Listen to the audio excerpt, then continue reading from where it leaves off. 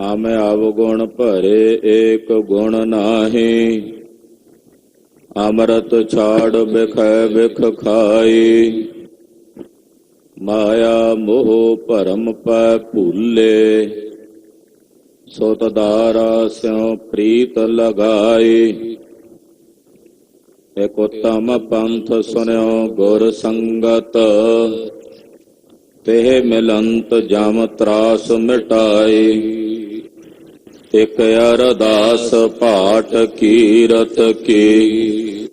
गुर रामदास राखो सरणाई। सो कहो टल गुर सेविया। अहनस सहज सुभाए। दर्शन परसै गुरु का जन्म जाए। होवै सिफत खसम नूर अर सोह गुर सोह।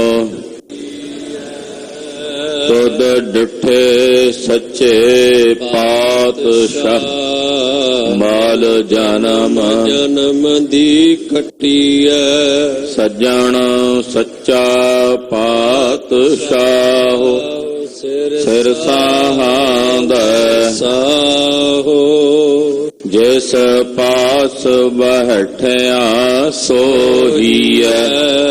सबना दा वेसाहो।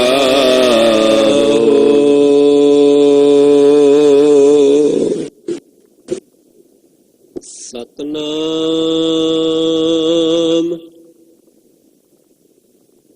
श्री वाहिगुरु साहिब जी।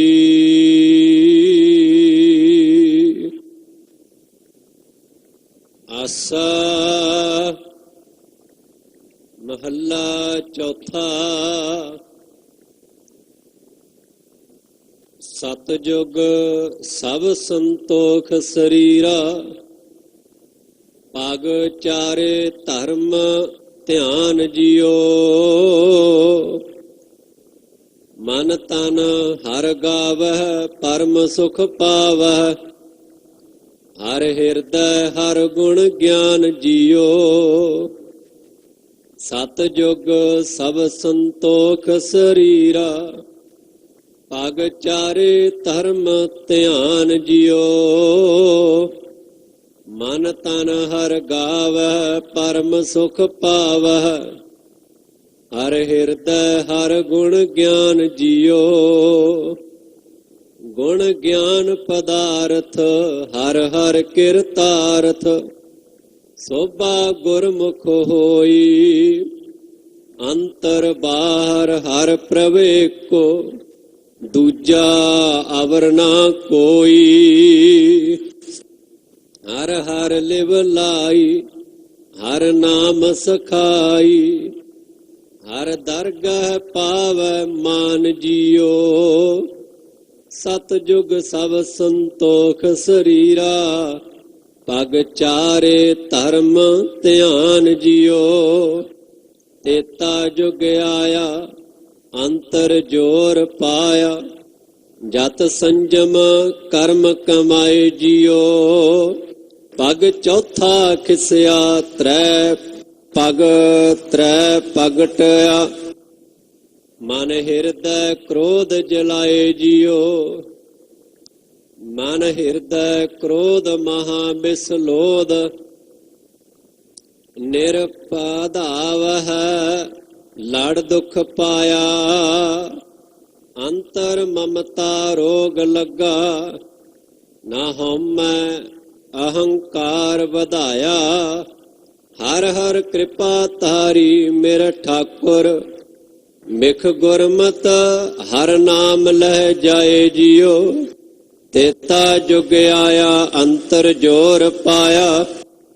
जत संजम कर्म कमाए जियो। जुग द्वापर आया परम परमाया। हर गोपी कान उपाय जियो। तप ताप तप जग पुन आरंभ। अत क्रिया कर्म कमाए जियो। ਕਿਰਿਆ ਕਰਮ ਕਮਾਇਆ, ਪਗ ਦੋਏ ਖਿਸਕਾਇਆ। ਦੋਏ ਪਗ ਟਿਕੈ ਟਿਕਾਏ ਜਿਉ, ਮਹਾ ਜੁਧ ਜੋਧ ਬਹੁ ਕੀਨੇ। ਵਿੱਚ ਹਉਮੈ ਪਚੈ ਪਚਾਏ ਜਿਉ, ਦੀਨ ਦਇਆਲ ਗੁਰ ਸਾਧ ਮਿਲਾਇਆ। ਮਿਲ ਸਤ ਗੁਰ ਮਲ ਲਹਿ ਜਾਏ ਜਿਉ, ਜੁਗ ਦੁਆਪਰ ਆਇਆ। ਪਰਮ ਪਰਮਾਇਆ ਹਰ ਗੋਪੀ ਕਾਨ ਉਪਾਏ ਜਿਉ। ਕਲ ਜੁਗ ਹਰ ਕੀਆ ਪਗ ਤਰੈ ਖਿਸਕੀਆ।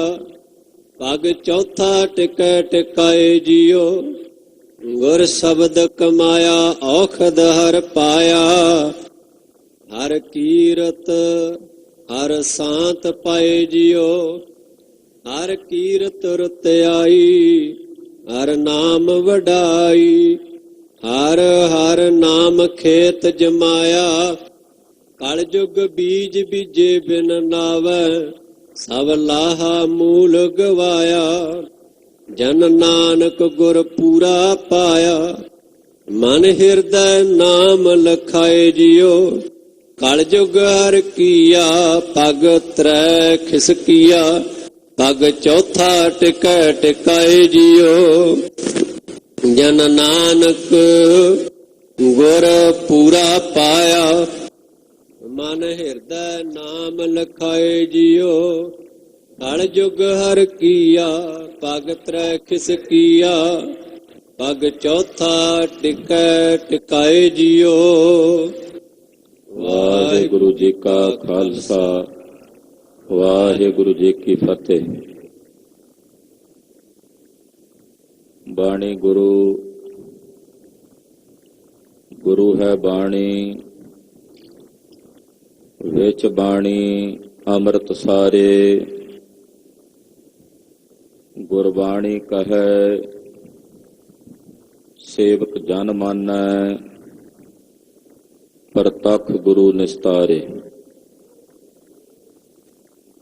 ਦੀਨ ਦਿਆਲ ਭਗਤ ਬਛਲ ਅਨਾਥ ਨਾਥ ਜਗਤ ਗੁਰੂ ਸ਼੍ਰੀ ਗੁਰੂ ਗ੍ਰੰਥ ਸਾਹਿਬ ਜੀ ਮਹਾਰਾਜ ਜੀ ਦੇ ਪਾਵਨ ਪਵਿੱਤਰ ਚਰਨ ਕਮਲਾਂ 'ਚ ਇਕੱਤਰ ਹੋਏ ਗੁਰੂ ਸਵਰੂਪ ਗੁਰੂ ਖਾਲਸਾ ਸਾਧ ਸੰਗਤ ਜੀਓ, ਧੰਤਾ ਦੇ ਪਾਤਰ ਹੋ। ਪੂਰਬਲੇ ਜਨਮਾਂ ਦੇ ਕੀਤੇ ਚੰਗੇ ਕਰਮ ਅੰਕੁਰਿਤ ਹੋਏ ਨੇ, ਫਲੀਭੂਤ ਹੋਏ ਹਨ।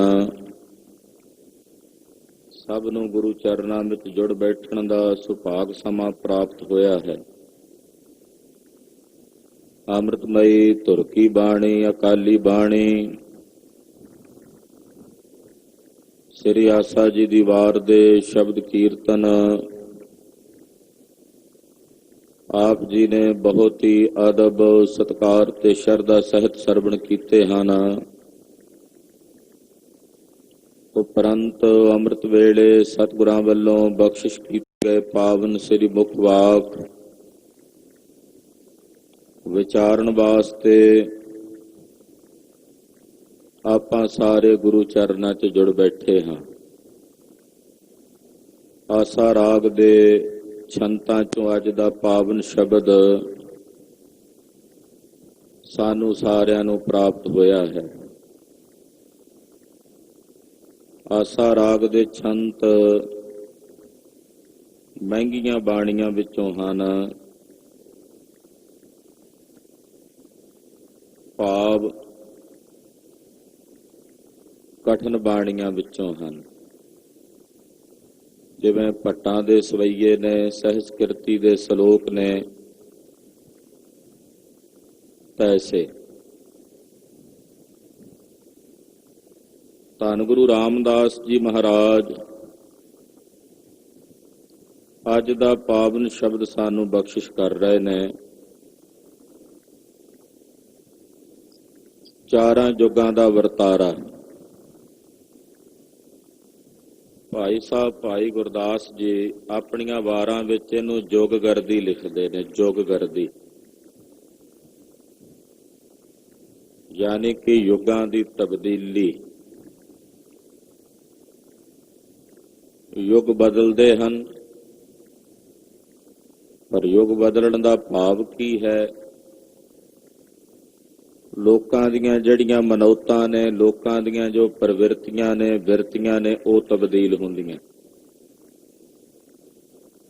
ਲੋਕਾਂ ਦੇ ਸੁਭਾਅ ਬਦਲਦੇ ਨੇ, ਕਰਮ ਕਿਰਿਆਵਾਂ ਬਦਲਦੀਆਂ ਨੇ, ਉਹਨੂੰ ਯੁੱਗ ਬਦਲਣਾ ਕਹਿੰਦੇ ਨੇ। 20-50 ਸਾਲ 100 ਸਾਲ ਪਿੱਛੇ ਜਾਈਏ ਤੇ ਉਹ ਇਹੀ ਕਹਿੰਦੇ ਯੁੱਗ ਬਦਲ ਗਿਆ ਹੈ। ਹੁਣ ਲੋਕਾਂ ਦਾ ਰਹਿਣ ਸਹਿਣ, ਖਾਣ ਪਹਿਰਨ, ਅੱਜ ਤੋਂ 20-30 ਸਾਲ 40 ਸਾਲ ਪਹਿਲਾਂ ਜਿਸ ਤਰ੍ਹਾਂ ਦੇ ਵਸਤਰ ਲੋਕ ਪਹਿਨਦੇ ਸਨ, ਪੁਸ਼ਾਕਾਂ ਪਹਿਨਦੇ ਸਨ, ਅੱਜ ਕੋਈ ਪਾਵੇ ਉਦਾਂ ਦੇ ਵਸਤਰਾਂ ਨੂੰ ਤੇ ਲੋਕ ਹੈਰਾਨੀ ਦੇ ਨਾਲ ਵੇਖਦੇ ਨੇ। ਤੋ ਇਸ ਪ੍ਰਕਾਰ ਨਾਲ ਜਦੋਂ ਦਾ ਇਹ ਸੰਸਾਰ ਚੱਲਿਆ ਹੈ, ਮਨੁੱਖ ਬਦਲਦਾ ਬਦਲਦਾ ਤਬਦੀਲ ਹੁੰਦਾ ਹੁੰਦਾ ਕਿੱਥੇ ਤੱਕ ਆ ਪਹੁੰਚਿਆ। ਧਰਤੀ ਵੀ ਉਹੀ ਹੈ, ਸੂਰਜ, ਚੰਦਰਮਾ, ਤਾਰੇ ਸਭ ਕੁਝ ਉਹੀ ਹੈ। ਹਾਂ, ਇਤਨਾ ਕਿਹਾ ਜਾ ਸਕਦਾ ਹੈ ਕਿ ਅੱਜ ਦੇ ਮਨੁੱਖ ਨੇ ਧਰਤੀ ਨੂੰ, ਪਾਣੀ ਨੂੰ, ਹਵਾ ਨੂੰ ਗੰਧਲਾ ਕਰ ਦਿੱਤਾ ਹੈ। ਆਪਣੀਆਂ ਭੈੜੀਆਂ ਤੇ ਮਾੜੀਆਂ ਪ੍ਰਵਿਰਤੀਆਂ ਕਰਕੇ ਹਵਾ ਦੂਸ਼ਿਤ ਕਰ ਦਿੱਤੀ ਹੈ, ਧਰਤੀ ਨੂੰ ਦੂਸ਼ਿਤ ਕਰ ਦਿੱਤਾ ਹੈ, ਪਾਣੀ ਦੂਸ਼ਿਤ ਕਰ ਦਿੱਤਾ ਹੈ। ਤੋ ਪਰਮਾਤਮਾ ਵੱਲੋਂ ਦਿੱਤੇ ਹੋਏ ਜਿਹੜੇ ਅਮੋਲਕ ਤੋਹਫੇ ਨੇ ਮਨੁੱਖ ਨੂੰ, ਮਨੁੱਖ ਇਹਨਾਂ ਦਾ ਕਦਰਦਾਨ ਨਹੀਂ ਰਿਹਾ। ਪਰ ਹਵਾ ਉਹੀ ਚੱਲ ਰਹੀ ਹੈ ਜਿਹੜੀ ਸਤਯੁਗ ਵਿੱਚ ਸੀ, ਧਰਤੀ ਵੀ ਉਹੀ ਹੈ ਜਿਹੜੀ ਸਤਯੁਗ ਵਿੱਚ ਸੀ, ਸੂਰਜ ਤੇ ਚੰਦਰਮਾ ਤੇ ਤਾਰੇ ਵੀ ਉਹੀ ਨੇ ਜਿਹੜੇ ਸਤਯੁਗ, ਤ੍ਰੇਤੇ ਤੇ ਦੁਆਪਰ ਵਿੱਚ ਸਨ। ਚਾਰਾਂ ਯੁੱਗਾਂ ਦੇ ਵਰਤਾਰੇ ਦਾ ਜ਼ਿਕਰ ਜਗਤ ਗੁਰੂ ਸੋਢੀ ਸੁਲਤਾਨ ਸਤਿਗੁਰੂ ਸ੍ਰੀ ਗੁਰੂ ਰਾਮਦਾਸ ਜੀ ਮਹਾਰਾਜ ਜੀ ਕਰ ਰਹੇ ਨੇ। ਆਓ ਕੁਝ ਸਮੇਂ ਲਈ ਮਨ ਔਰ ਬਿਰਤੀਆਂ ਇਕਾਗਰ ਕਰੀਏ। ਚੌਥੇ ਪਾਤਸ਼ਾਹ ਦੇ ਪਵਿੱਤਰ ਚਰਨ ਕਮਲਾਂ ਦਾ ਧਿਆਨ ਆਪਣੇ ਹਿਰਦਿਆਂ 'ਚ ਧਾਰਨ ਕਰਦੇ ਹੋਇਆਂ ਆਪ ਦੇ ਜੀਵਨ ਤੇ ਰਸਨਾ ਦੇ ਕਲਿਆਣ ਨਿਮਿਤ ਆਖੀਏ ਜੀ ਸਤਿਨਾਮ ਸ੍ਰੀ ਵਾਹਿਗੁਰੂ ਸਾਹਿਬ ਜੀ। ਸਤਿਨਾਮ ਸ੍ਰੀ ਵਾਹਿਗੁਰੂ ਸਾਹਿਬ ਜੀ। ਆਸਾ ਮਹੱਲਾ ਚੌਥਾ। ਸਤਿਯੁਗ ਸਭ ਸੰਤੋਖ ਸਰੀਰਾ, ਪਗ ਚਾਰੇ ਧਰਮ ਧਿਆਨ ਜਿਉ। ਆਸਾ ਰਾਗ ਹੈ।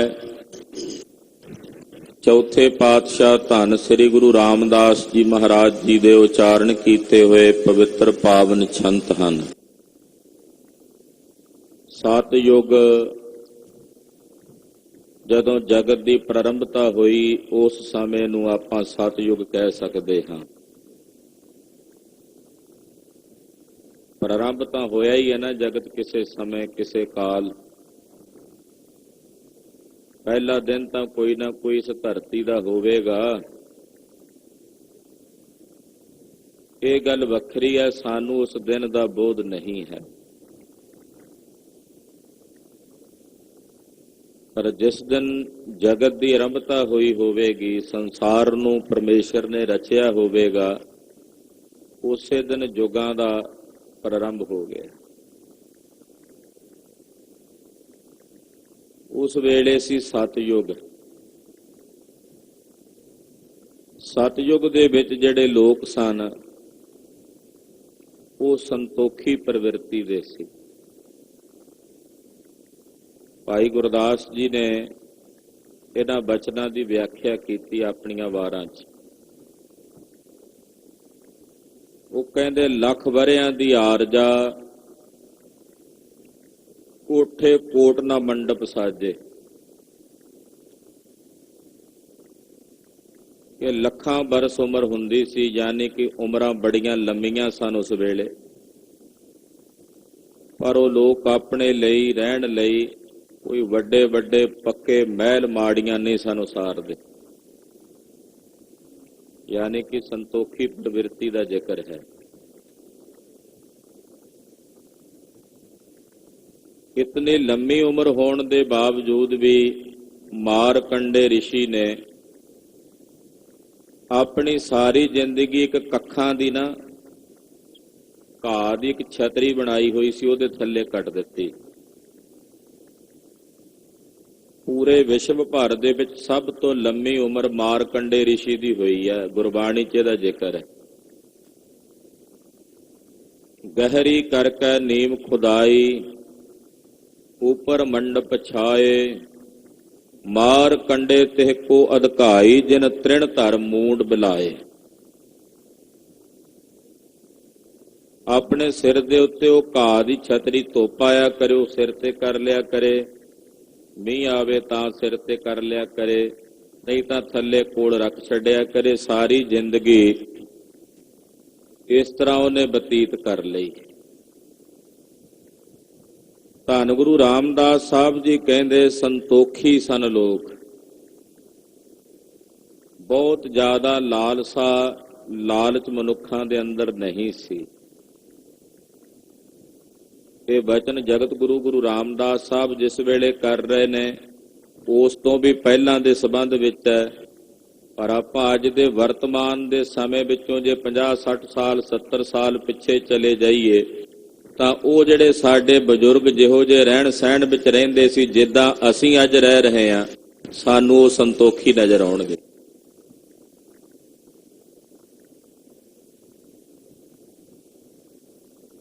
ਬਹੁਤ ਸਾਰੇ ਬਸਤਰ ਨਹੀਂ ਸਨ ਉਹਨਾਂ ਕੋਲ, ਅਲਮਾਰੀਆਂ ਨਹੀਂ ਸਨ ਭਰੀਆਂ ਹੁੰਦੀਆਂ। ਇੱਕ ਅੱਧਾ ਖੱਦਰ ਦਾ ਚੋਲਾ ਸਰੀਰ ਤੇ, ਖੱਦਰ ਦਾ ਪਜਾਮਾ ਕਮੀਜ਼ ਚਾਦਰਾ ਜਾਂ ਦੋ ਹੋਣੇ, ਔਰ ਉਹ ਵੀ ਕਿੰਨਾ ਕਿੰਨਾ ਚਿਰ ਹੰਡ ਜਾਂਦਾ। ਪਰ ਅੱਜ ਦੇ ਵਰਤਮਾਨ ਦੇ ਸਮੇਂ ਵਿੱਚ, ਉਦੋਂ ਦੇ ਸਮੇਂ ਮੁਤਾਬਕ ਜਦੋਂ ਅਸੀਂ ਉਹਨੂੰ ਤੁਲਨਾਤਮਕ ਅਧਿਐਨ ਕਰਦੇ ਹਾਂ, ਤੇ ਅੱਜ ਦੇ ਵਰਤਮਾਨ ਦੇ ਸਮੇਂ ਦੇ ਲੋਕ 50 ਸਾਲ ਪਿੱਛੇ ਦੇ ਜਿਹੜੇ ਲੋਕ ਸਨ ਉਹਨਾਂ ਨਾਲੋਂ ਜ਼ਿਆਦਾ ਤ੍ਰਿਸ਼ਨਾਲੂ ਨਜ਼ਰ ਆਉਣਗੇ, ਲਾਲਚੀ ਤੇ ਲੋਭੀ ਨਜ਼ਰ ਆਉਣਗੇ।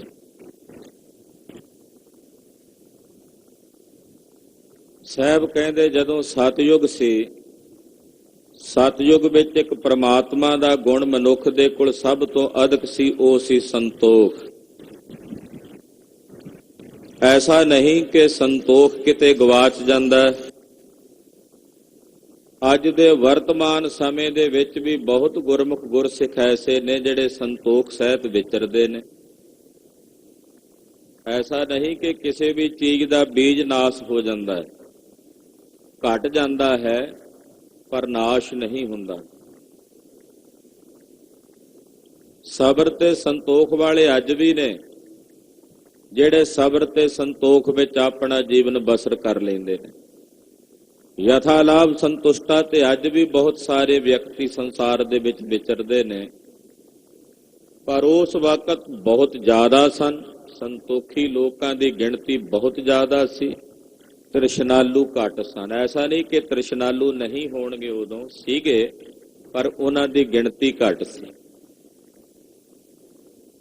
ਉਹ ਸਤਯੁਗ ਦੇ ਵਿੱਚ ਜਗਤ ਗੁਰੂ ਪਾਤਸ਼ਾਹ ਜੀ ਕਹਿੰਦੇ ਕਿ ਲੋਕਾਂ ਦੇ ਦਿਲਾਂ ਵਿੱਚ, ਹਿਰਦਿਆਂ ਵਿੱਚ, ਸਰੀਰਾਂ ਵਿੱਚ ਸੰਤੋਖ ਸੀ।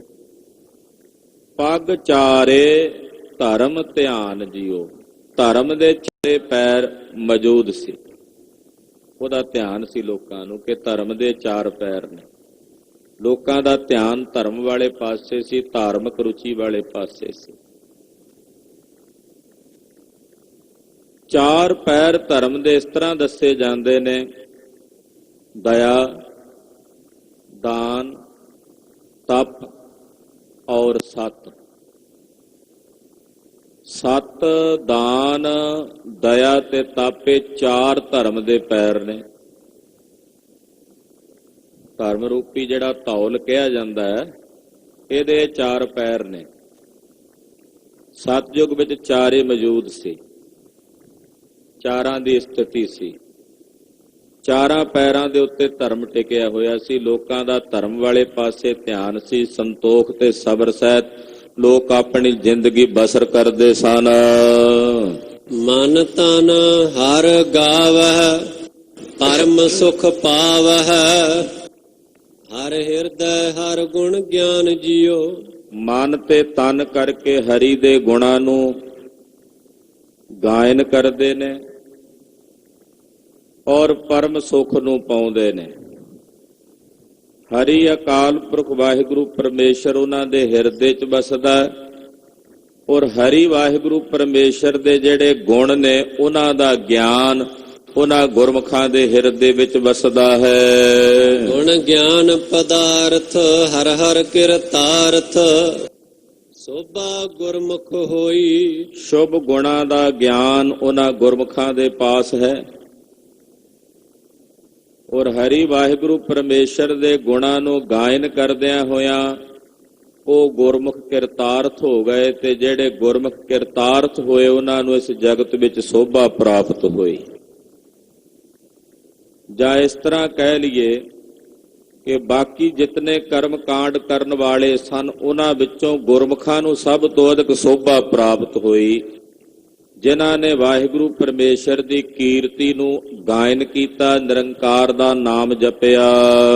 ਅੰਤਰ ਬਾਹਰ ਹਰ ਪ੍ਰਵੇਕੋ, ਦੂਜਾ ਅਵਰ ਨਾ ਕੋਈ। ਅੰਦਰ ਬਾਹਰ ਹਰ ਜਗ੍ਹਾ ਤੇ ਹਰ ਥਾਂ ਤੇ ਇੱਕ ਅਕਾਲ ਪੁਰਖ ਵਾਹਿਗੁਰੂ ਪਰਮੇਸ਼ਰ ਹੈ।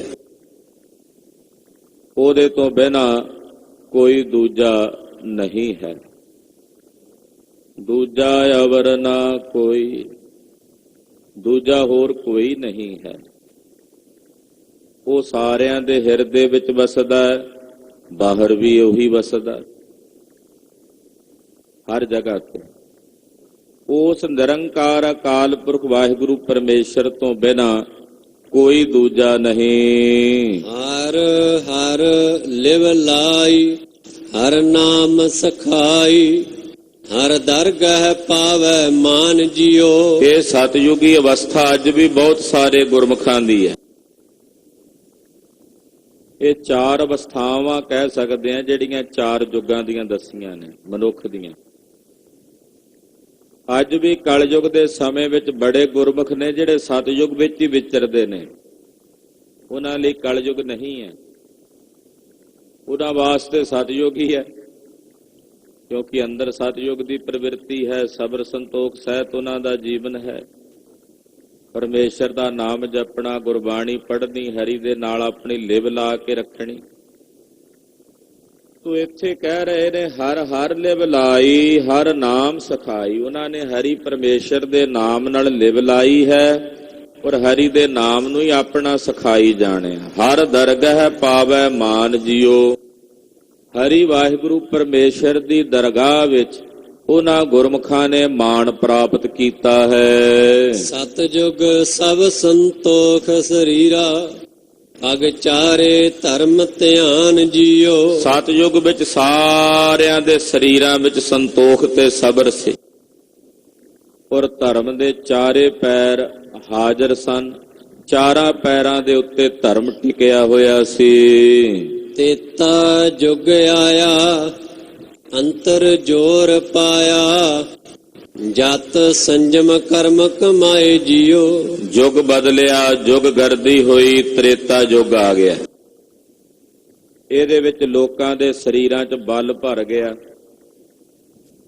ਇਹ ਬਲਵਾਨ ਹੋ ਗਏ। ਜਦੋਂ ਬਲ ਆ ਜਾਂਦਾ, ਕਿਸੇ ਕੋਲ ਤਾਣ ਆ ਜਾਂਦਾ ਤੇ ਸੁਭਾਵਕ ਹੈ ਬਲ ਆਉਂਦਿਆਂ ਕਈ ਲੋਕ ਭ੍ਰਸ਼ਟ ਹੋ ਜਾਂਦੇ ਨੇ।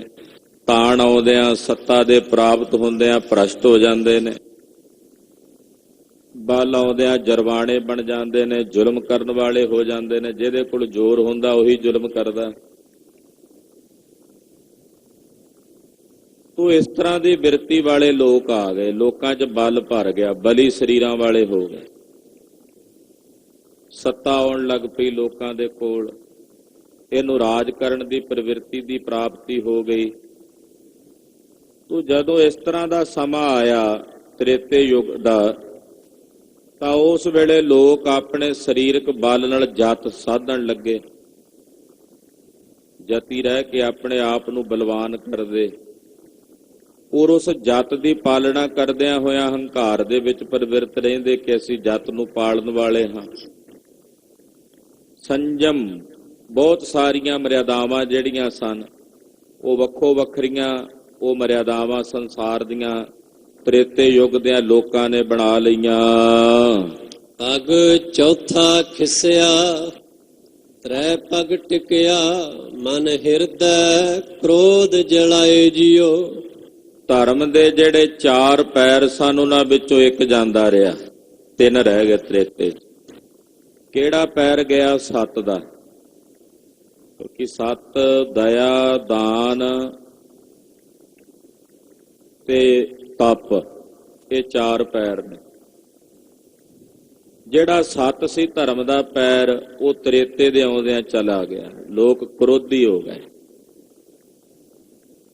ਸੱਤ ਜਾਂਦਾ, ਜਦੋਂ ਸੱਤ ਚਲਿਆ ਜਾਂਦਾ ਉਦੋਂ ਫਿਰ ਮਨੁੱਖ ਕ੍ਰੋਧ ਦੀ ਅੱਗ ਦੇ ਵਿੱਚ ਸੜਨ ਲੱਗ ਪੈਂਦਾ। ਆਪਾਂ ਕਹਿ ਦਿੰਦੇ ਆ ਵੀ ਫਲਾਣੇ 'ਚ ਸੱਤ ਨਹੀਂ ਰਿਹਾ, ਅਮਕੇ ਬੰਦੇ ਦੇ ਸਰੀਰ 'ਚ ਹੁਣ ਇਹ ਦੁੱਖ ਨੂੰ ਬਰਦਾਸ਼ਤ ਕਰਨ ਦਾ ਸੱਤ ਨਹੀਂ ਰਿਹਾ। ਯਾਨੀ ਕਿ ਸੱਤ ਦਾ ਮਤਲਬ ਕੇਵਲ ਸੱਚ ਹੀ ਨਹੀਂ ਹੈ, ਸੱਤ ਦਾ ਮਤਲਬ ਤਾਕਤ ਵੀ ਹੈ, ਸੱਤ ਦਾ ਮਤਲਬ ਨਿਚੋੜ ਵੀ ਹੈ, ਸਾਰ। ਇਹ ਫਲਾਣੀ ਚੀਜ਼ ਦਾ ਸੱਤ ਕੱਢਿਆ ਹੋਇਆ, ਆਪਾਂ ਕਹਿ ਦਿੰਦੇ ਆ ਨਾ, ਇਹ ਫਲਾਣੀ ਚੀਜ਼ ਦਾ ਸੱਤ ਕੱਢਿਆ ਹੋਇਆ ਸੀ, ਇਹ ਸੱਤ ਹੈ, ਇਹ ਇਸਬ ਗੋਲ ਦਾ ਸੱਤ ਹੈ, ਯਾਨੀ ਕਿ ਜਿਹੜਾ ਤੱਤ। ਇਹ ਜੋਆਂ ਦਾ ਸੱਤ ਹੈ, ਜਿਹਨੂੰ ਸੱਤੂ ਕਹਿ ਦਿੰਦੇ ਅੱਜ ਕੱਲ ਗਰਮੀਆਂ 'ਚ ਪੀਂਦੇ ਆ ਲੋਕ, ਸੱਤੂ। ਇਹ ਸੱਤ ਜਿਹੜਾ ਉਹ ਨਿਚੋੜ ਕੱਢਿਆ ਜਾਵੇ।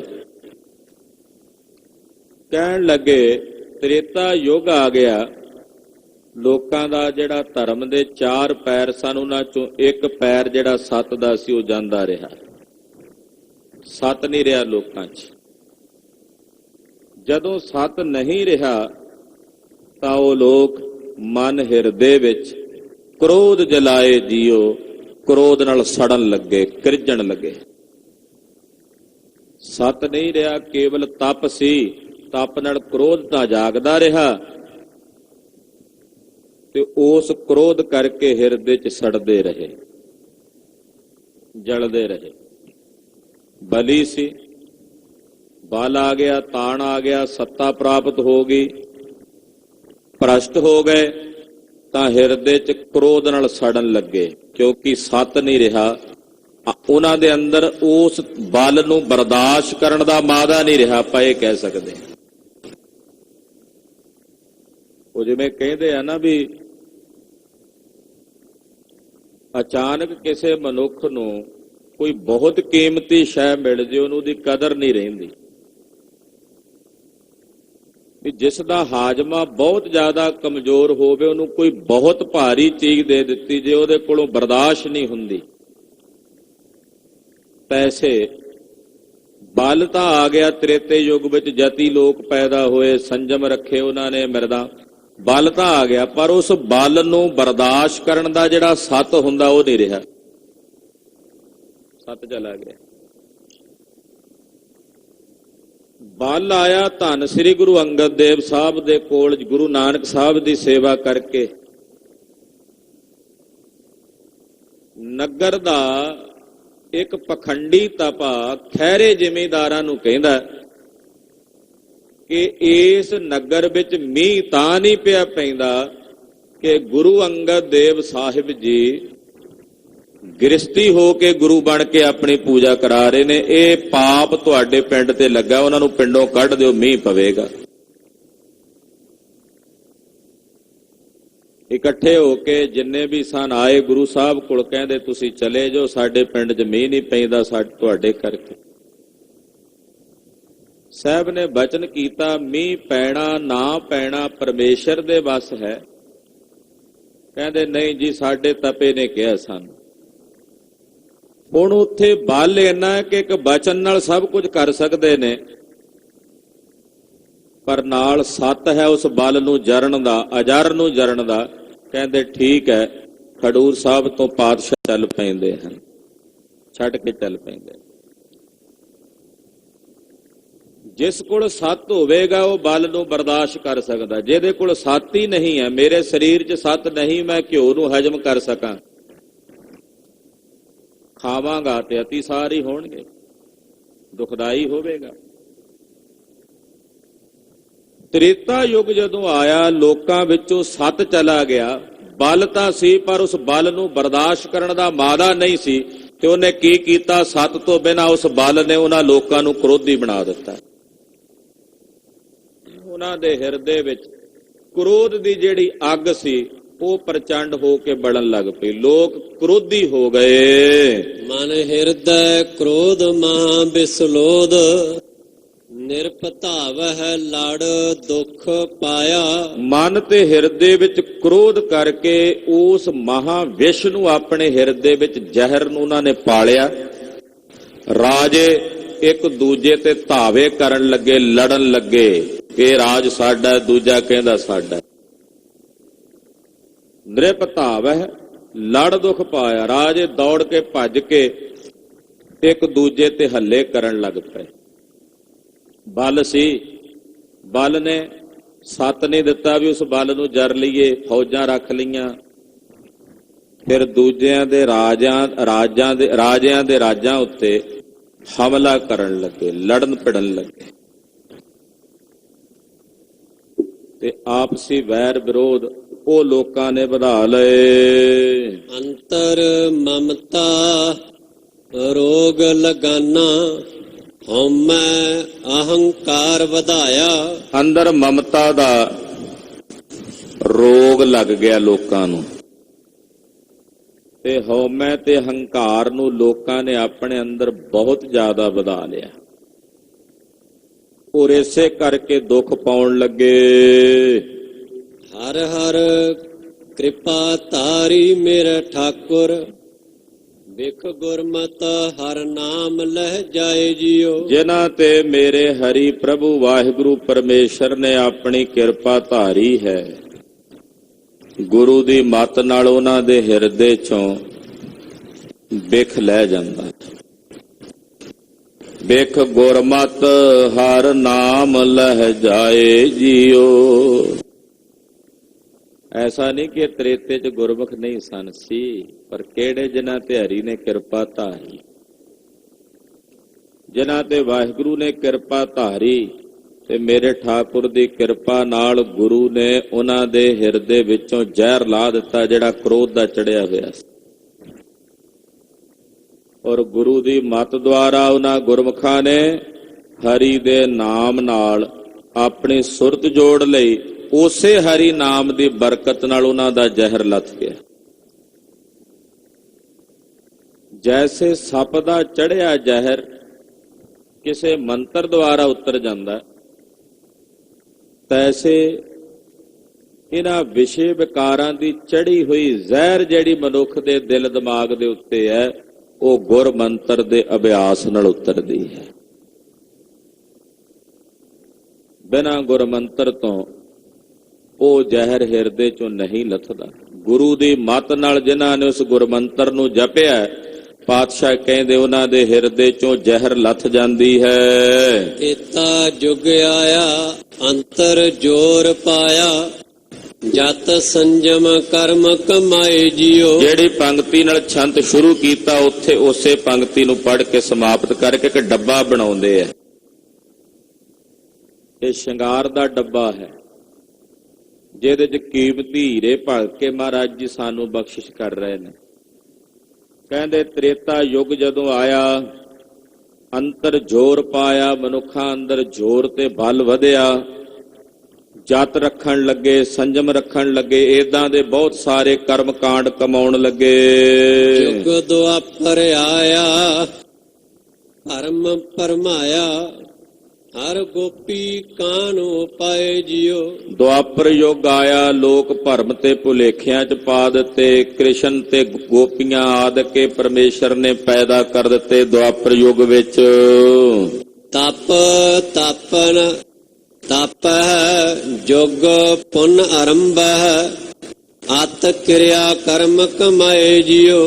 ਤਪ ਤਾਪਨ ਤਪ ਹੈ, ਲੋਕ ਤਪ ਕਰਨ ਲੱਗੇ, ਕਰੜੀ ਤਪੱਸਿਆ ਕਰਨ ਲੱਗੇ, ਯੱਗ ਕਰਨ ਲੱਗ ਪਏ, ਔਰ ਬਹੁਤ ਸਾਰੇ ਪੁੰਨ, ਬਹੁਤ ਸਾਰੀਆਂ ਕਿਰਿਆਵਾਂ, ਕਰਮ ਕਾਂਡ ਉਹ ਦੱਸੇ ਜਾਣ ਲੱਗ ਪਏ। ਵੈਸ਼ੇਖਿਕ ਮਤ ਜਿਹੜਾ ਹੈ, ਸ਼ਾਸਤਰ ਹੈ, ਉਹ ਕਰਮ ਕਾਂਡਾਂ ਦੀ ਬਹੁਲਤਾ ਦੇ ਉੱਤੇ ਹੀ ਪ੍ਰਚਾਰ ਕਰਦਾ ਵੀ ਇਹ ਕਰਮ ਕਰੋ ਏਦਾਂ ਫਲ ਪ੍ਰਾਪਤ ਹੋਵੇਗਾ, ਇਹ ਕਰਮ ਕਰੋ ਏਦਾਂ। ਤੋ ਕਰਮ ਕਾਂਡਾਂ ਦੀ ਬਹੁਲਤਾ ਜਿਹੜੀ ਹੈ ਉਹ ਦੁਆਪਰ ਯੁੱਗ ਦੇ ਵਿੱਚ ਫੈਲ ਗਈ। ਯੱਗ ਕਰਨੇ, ਹਵਨ ਕਰਨੇ, ਹੋਰ ਬਹੁਤ ਸਾਰੀਆਂ ਕਿਰਿਆਵਾਂ, ਕਰਮ ਕਾਂਡ ਉਹ ਜਗਤ ਵਿੱਚ ਫੈਲ ਗਏ। ਕਿਰਿਆ ਕਰਮ ਕਮਾਇਆ ਪਗ ਦੋਏ ਖਿਸਕਾਇਆ, ਦੋਏ ਪਗ ਟਿਕੈ ਟਿਕਾਏ ਜਿਉ। ਇਸ ਤਰ੍ਹਾਂ ਜਦੋਂ ਲੋਕ ਬਹੁਤ ਸਾਰੀਆਂ ਕਿਰਿਆਵਾਂ, ਕਰਮਾਂ ਦੇ ਵਿੱਚ ਪ੍ਰਵਿਰਤ ਹੋ ਗਏ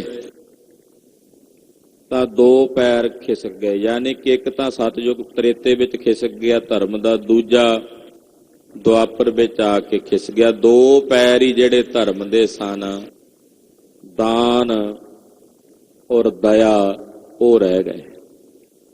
ਹਾਂਜੀ। ਮਹਾ ਜੁਦ ਜੋਧ ਵਹ ਕੀਨੇ ਵਿੱਚ ਹਉਮੈ ਪਚੈ ਪਚਾਏ ਜਿਉ। ਬੜੇ ਬੜੇ ਯੋਧੇ ਦੁਆਪਰ ਯੁੱਗ ਵਿੱਚ ਜਿਨ੍ਹਾਂ ਨੇ ਯੁੱਧ ਕੀਤੇ ਤੇ ਬਸ ਹੰਕਾਰ ਦੇ ਵਿੱਚ ਹੀ ਪਚ ਕੇ ਖੁਆਰ ਹੋ ਕੇ ਮਰ ਗਏ। ਮਹਾਯੁੱਧ ਹੋਏ। ਮਹਾਭਾਰਤ ਦਾ ਯੁੱਧ ਜਿਹੜਾ ਸਭ ਤੋਂ ਵੱਡਾ ਯੁੱਧ ਗਿਣਿਆ ਜਾਂਦਾ ਹਿੰਦੁਸਤਾਨ ਵਿੱਚ, ਜਿਹਦੇ ਚ ਹਉਮੈ ਕਰਕੇ, ਹੰਕਾਰ ਕਰਕੇ ਇਹਨਾਂ ਮਹਾ ਯੁੱਧਾਂ ਵਿੱਚ ਵੱਡੇ ਵੱਡੇ ਯੋਧੇ ਉਹ ਪਚ ਗਏ, ਮੁੱਕ ਗਏ, ਮਰ ਗਏ। ਦੀਨ ਦਇਆਲ ਗੁਰ ਸਾਧ ਮਿਲਾਇਆ, ਮਿਲ ਸਤਿਗੁਰ ਮਲ ਲਹਿ ਜਾਏ ਜਿਉ। ਪਰ ਉਸ ਵੇਲੇ ਵੀ ਜਿਨ੍ਹਾਂ ਤੇ ਦੀਨਾਂ ਤੇ ਦਇਆ ਕਰਨ ਵਾਲੇ ਦਿਆਲੂ ਪ੍ਰਭੂ ਨੇ ਤਰਸ ਕਰਕੇ ਜਿਨ੍ਹਾਂ ਨੂੰ ਗੁਰੂ ਨਾਲ ਮਿਲਾ ਦਿੱਤਾ ਦੁਆਪਰ ਯੁੱਗ ਵਿੱਚ। ਗੁਰਮੁਖ ਤਾਂ ਉਦੋਂ ਵੀ ਸੀ ਜਿਨ੍ਹਾਂ ਦਾ ਜ਼ਿਕਰ ਮਹਾਰਾਜ ਜੀ ਨੇ ਗੁਰਬਾਣੀ ਚ ਕੀਤਾ ਹੈ। ਅਕਰੂਰ ਜੈਸੇ,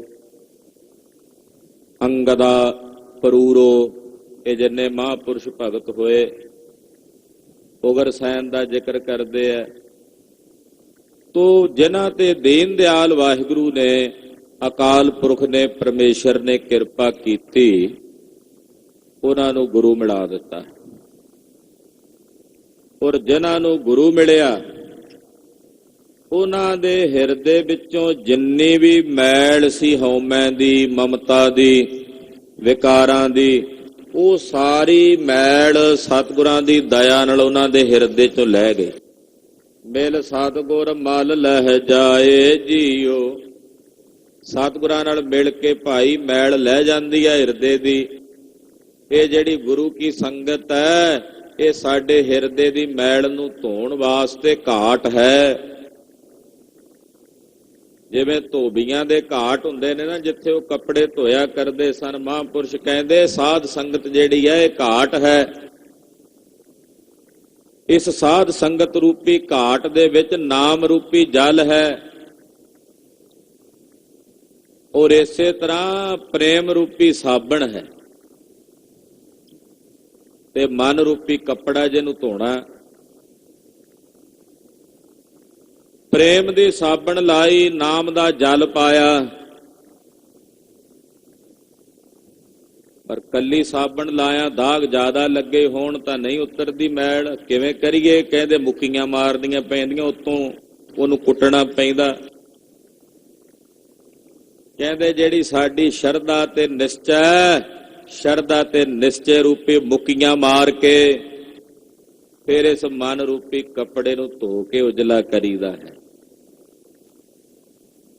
ਫਿਰ ਇਹ ਮਨ ਰੂਪੀ ਕੱਪੜਾ ਧੁੱਪ ਕੇ ਉਜਵਲ ਹੋ ਜਾਂਦਾ, ਸ਼ੁੱਧ ਹੋ ਜਾਂਦਾ। ਭਰੀਐ ਮਤ ਪਾਪਾ ਕੈ ਸੰਗ, ਓ ਧੂਪੈ ਨਾਵੈ ਕੈ ਰੰਗ।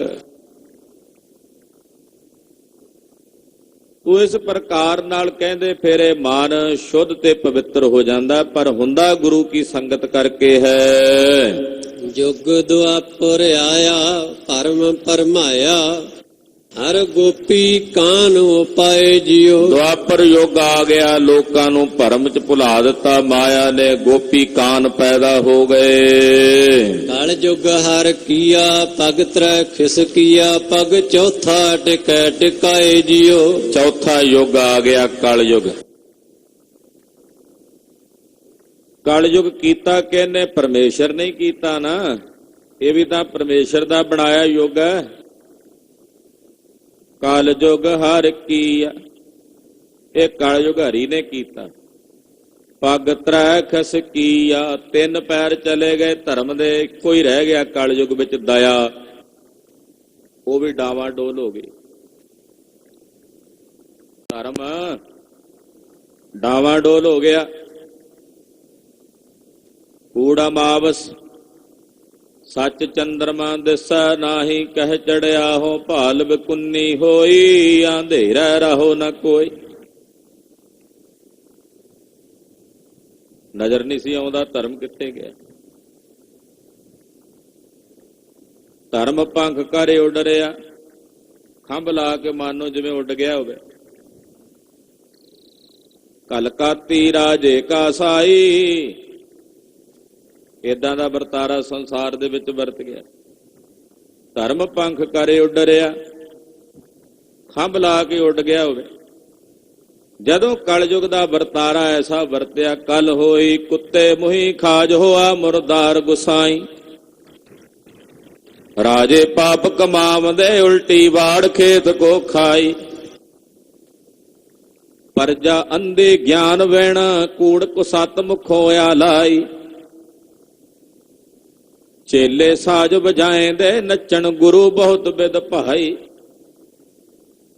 ਚੇਲੇ ਬੈਠਣ ਘਰਾਂ ਵਿੱਚ, ਗੁਰੂ ਉਠ ਘਰੀ ਤਿਨਾੜੇ ਜਾਈ।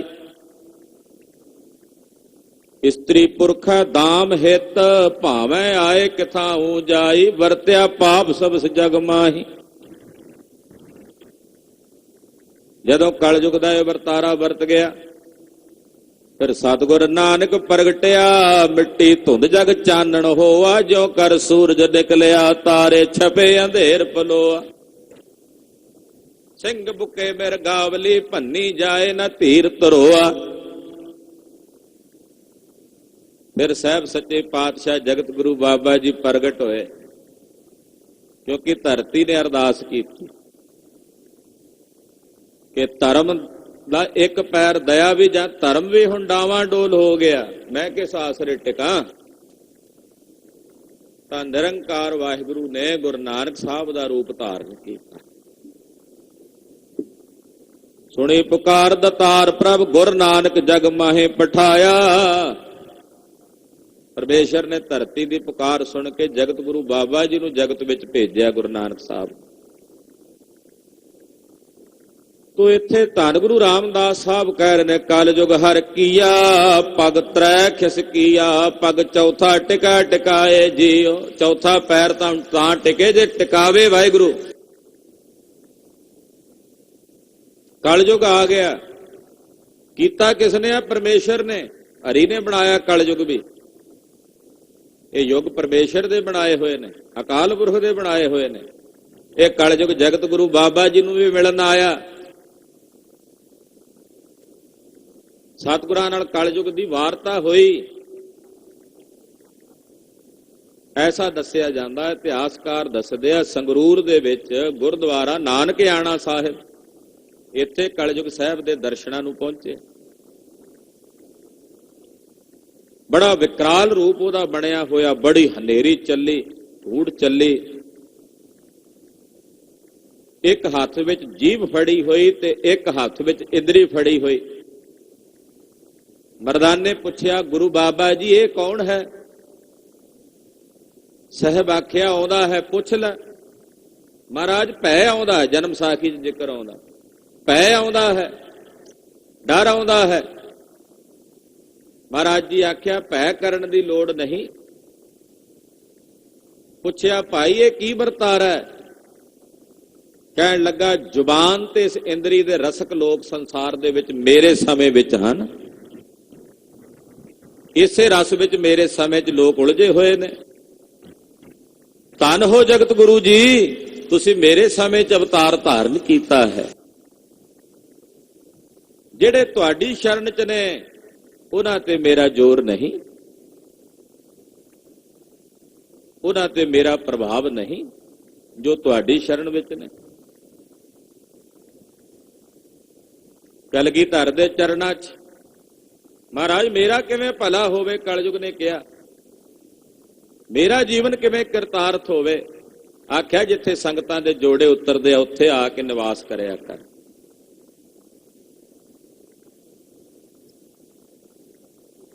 ਇਹ ਵੀ ਮੇਰੇ ਸਾਹਿਬ ਦੇ ਦਰ ਦਾ ਸੇਵਕ ਬਣ ਗਿਆ, ਦਾਸ ਬਣ ਗਿਆ, ਵੀ ਮੇਰਾ ਵੀ ਉਧਾਰ ਹੋਵੇ।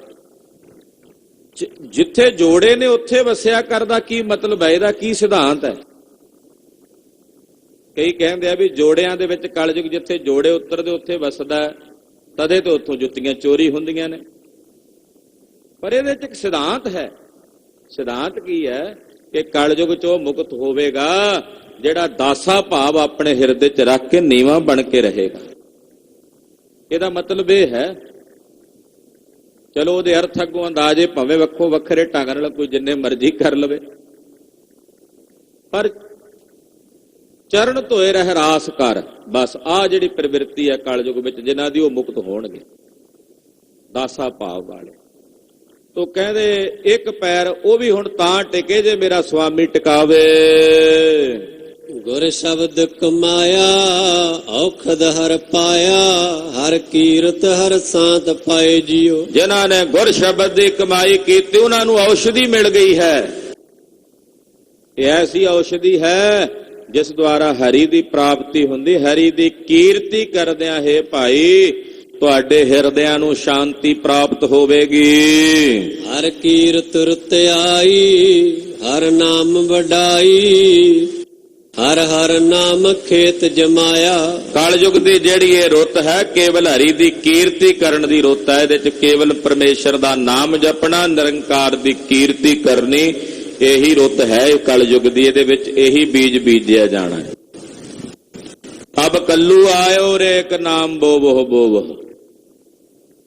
ਤੋ ਹਰੀ ਕੀਰਤੀ ਦੀ ਇਹ ਰੁੱਤ ਹੈ ਕਲਯੁਗ, ਹਰੀ ਦੇ ਨਾਮ ਦੀ ਇਹਦੇ ਚ ਵਡਿਆਈ ਹੈ।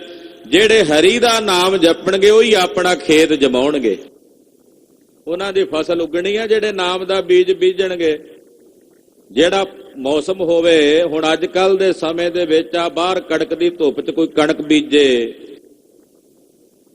ਉੱਗੇਗੀ? ਉਹਨੂੰ ਤਾਂ ਸਰਦੀ ਚਾਹੀਦੀ ਹੈ, ਠੰਡਾ ਮੌਸਮ ਚਾਹੀਦਾ। ਤੇ ਜੇ ਬੀਜਦੇ ਤੇ ਕੀ ਹੋਵੇਗਾ? ਉਹ ਜਿਹੜੇ ਬੀਜੇ ਦਾਣੇ ਉਹ ਵੀ ਗਏ ਜਿਹੜੇ ਕੋਲ ਸਨ।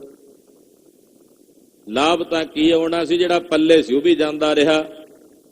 ਇਸ ਕਰਕੇ ਕਲਯੁਗ ਵਿੱਚ ਕੇਵਲ ਹਰੀ ਨਾਮ ਦੇ ਬੀਜ ਨੂੰ ਜਿਨ੍ਹਾਂ ਬੀਜਣਾ, ਗੁਰਮੁਖੋ ਪਿਆਰਿਓ, ਉਹਨਾਂ ਨੇ ਆਪਣੀ ਫਸਲ ਜਮਾਉਣੀ ਹੈ। ਹਾਂਜੀ, ਕਲਯੁਗ ਬੀਜ ਬੀਜੇ ਬਿਨ ਨਾਵੈ। ਪਰਮੇਸ਼ਰ ਦੇ ਨਾਮ ਤੋਂ ਬਿਨਾਂ ਜਿਹੜਾ ਕਲਯੁਗ ਵਿੱਚ ਹੋਰ ਕਰਮ ਕਾਂਡਾਂ ਦੇ ਬੀਜ ਬੀਜਣੇ ਨੇ, ਸਭ ਲਾਹਾ ਮੂਲ ਗਵਾਇਆ। ਉਹ ਨਾ ਤਾਂ ਲਾਹਾ ਮਿਲਣਾ ਜਿਹੜਾ ਮੂਲ ਹੋਣਾ, ਜਿਹੜਾ ਬੀਜ ਬੀਜਣਾ ਉਹ ਵੀ ਉਹਨਾਂ ਨੇ ਗਵਾ ਲੈਣਾ। ਲਾਭ ਤਾਂ ਕੀ ਮਿਲਣਾ ਸੀ? ਸਾਹਿਬ ਦੇ ਬਚਨ ਨੇ, ਕੁਰਤਾ ਬੀਜ ਬੀਜੇ ਨਹੀਂ ਜੰਮੈ, ਸਭ ਲਾਹਾ ਮੂਲ ਗਵਾਏਂਦਾ। ਕੁਰਤਾ ਕੱਕੇ ਨੂੰ ਔਂਕੜ ਲਾ ਕੇ ਬੇਮੌਸਮਾ ਬੀਜ ਬੀਜੋਗੇ ਉਹਨੇ ਨਹੀਂ ਉਗਣਾ, ਸਗੋਂ ਬੀਜਿਆ ਬੀਜ ਵੀ ਵਿੱਚੇ ਸੜ ਜਾਂਦਾ ਹੈ। ਨਾ ਮੂਲ ਰਿਹਾ, ਨਾ ਲਾਹਾ ਪ੍ਰਾਪਤ ਹੋਇਆ। ਹਾਂਜੀ, ਜਨ ਨਾਨਕ ਗੁਰ ਪੂਰਾ ਪਾਇਆ, ਮਨ ਹਿਰਦੈ ਨਾਮ ਲਖਾਏ ਜੀਓ। ਧੰਨ ਗੁਰੂ ਰਾਮਦਾਸ ਸਾਹਿਬ ਜੀ ਕਹਿੰਦੇ, ਜਿਨ੍ਹਾਂ ਪੂਰੇ ਗੁਰੂ ਦਾ ਮੇਲ ਪ੍ਰਾਪਤ ਕੀਤਾ ਉਹਨਾਂ ਨੇ ਆਪਣੇ ਮਨ ਤੇ ਹਿਰਦੇ ਵਿੱਚ ਵਾਹਿਗੁਰੂ ਪਰਮੇਸ਼ਰ ਦੇ ਨਾਮ ਨੂੰ ਲਖਾਏ ਕਹੀਏ ਜਾਣਿਆ ਹੈ। ਕਲਯੁਗ ਹਰ ਕੀਆ, ਪਗ ਤਰੈ ਖਿਸਕੀਆ, ਪਗ ਚੌਥਾ ਟਿਕੈ ਟਿਕਾਏ ਜੀਓ। ਇਹ ਕਲਯੁਗ ਹਰੀ ਦਾ ਕੀਤਾ ਹੋਇਆ ਹੈ। ਇਹਦੇ ਵਿੱਚੋਂ 3 ਪੈਰ ਖਿਸਕ ਗਏ ਹਨ। ਇੱਕ ਪੈਰ ਵੀ ਹੁਣ ਤਾਂ ਟਿਕੇ ਜੇ ਮੇਰਾ ਮਾਲਕ ਆਪ ਇਹਨੂੰ ਟਿਕਾਵੇ। ਸਾਹਿਬ ਜੀ ਤਰਸ ਕਰਨ, ਸਾਨੂੰ ਆਪਣੇ ਭਜਨ ਨਾਲ, ਆਪਣੀ ਬਾਣੀ ਨਾਲ, ਭਲੇ ਕਰਮਾਂ ਨਾਲ ਜੋੜਨ। ਸਹੀ ਕਰਮਾਂ ਵਿੱਚ ਸਾਡੀ ਪ੍ਰਵਿਰਤੀ ਹੋਵੇ। ਧੰਨ ਗੁਰੂ ਰਾਮਦਾਸ ਸੋਢੀ ਸੁਲਤਾਨ ਪਾਤਸ਼ਾਹ ਦੇ ਉਚਾਰਨ ਕੀਤੇ ਹੋਏ ਨਾ ਪਾਵਨ ਅੰਮ੍ਰਿਤ ਬਚਨਾਂ ਦੀ ਵਿਆਖਿਆ ਕਰਦਿਆਂ ਹੋਈਆਂ ਭੁੱਲਾਂ ਚੁੱਕਾਂ ਦੀ ਖਿਮਾ ਕਰਨੀ, ਅਰਦਾਸ ਕਰਨੀ ਕਿ ਸਤਿਗੁਰੂ ਜੀ ਅੱਗੇ ਤੋਂ ਸਦ ਬੁੱਧੀ ਸ੍ਰੇਸ਼ਟ ਮਤ ਪ੍ਰਦਾਨ ਕਰਨ। ਵਾਹਿਗੁਰੂ ਵਾਹਿਗੁਰੂ ਵਾਹਿਗੁਰੂ ਵਾਹਿਗੁਰੂ।